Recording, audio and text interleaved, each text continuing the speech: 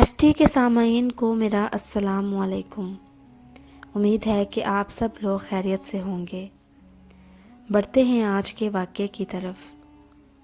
ایک آدمی کو بتایا گیا کہ دریا کے کنارے جو کنکریاں ہیں اور سنگریزے ہیں، ان میں کہیں نہ کہیں پارس ہے، اور یہ پارس جس شے کو لگتا ہے اسے سونا بنا دیتا ہے۔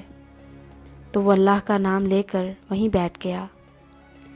دریا کے کنارے سنگریزے وہ دیکھتا رہا، لوہے کی ایک انگوٹھی ہاتھ میں رکھی اور ایک ایک کنکری اٹھا کر اس انگوٹھی کے ساتھ لگاتا رہا کہ شاید انگوٹھی سونے کی بن جائے۔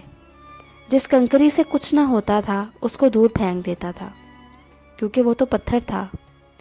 وہ یہ کرتا گیا، ایک ایک کرتے وہ اتنا مکینیکل ہو گیا کہ ایک پتھر اٹھایا، لگایا اور پھینکا، پھر پتھر اٹھایا، لگایا اور پھینکا۔ یہ اس کی روٹین بن گئی۔ اس کے ہاتھ اس عمل کے عادی ہو گئے۔ لیکن اسی عمل میں وہ پتھر بھی پھینک بیٹھا جس سے لگ کر وہ انگوٹھی سونا ہو گئی تھی۔ تو اب وہ غلطی سے پارس کو بھی دریا میں پھینک چکا تھا۔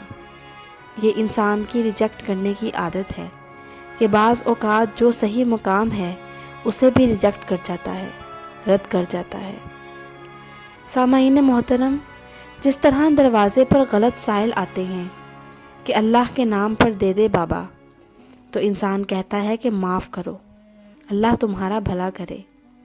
پھر ایک روز اللہ کہے گا کہ میں تیرے پاس آیا تھا اور تو نے مجھے بھی جواب دے دیا۔ میں نے اپنے نام پہ مانگا تھا، لیکن تم نے مجھے بھی یہ کہہ دیا کہ معاف کرو۔ تو وہ کہے گا کہ مجھے کیا پتا تھا، کیونکہ میری تو عادت ہی ہو گئی تھی کہ میں سب کو خالی ہاتھ لوٹا دوں، میں سب کو ریجیکٹ کر دوں۔ تو سامعین محترم، کوشش کیجئے کہ کسی بھی سائل کو دروازے سے خالی ہاتھ مت لوٹائیے۔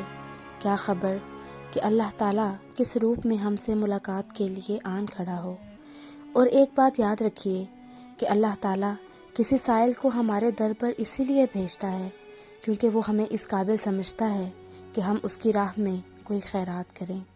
اللہ کریم میرا، آپ کا اور ہم سب کا بھلا کرے، آمین۔ اگر آپ کو ہماری آج کی یہ ویڈیو پسند آئی ہو تو اس کو لائک کیجئے گا۔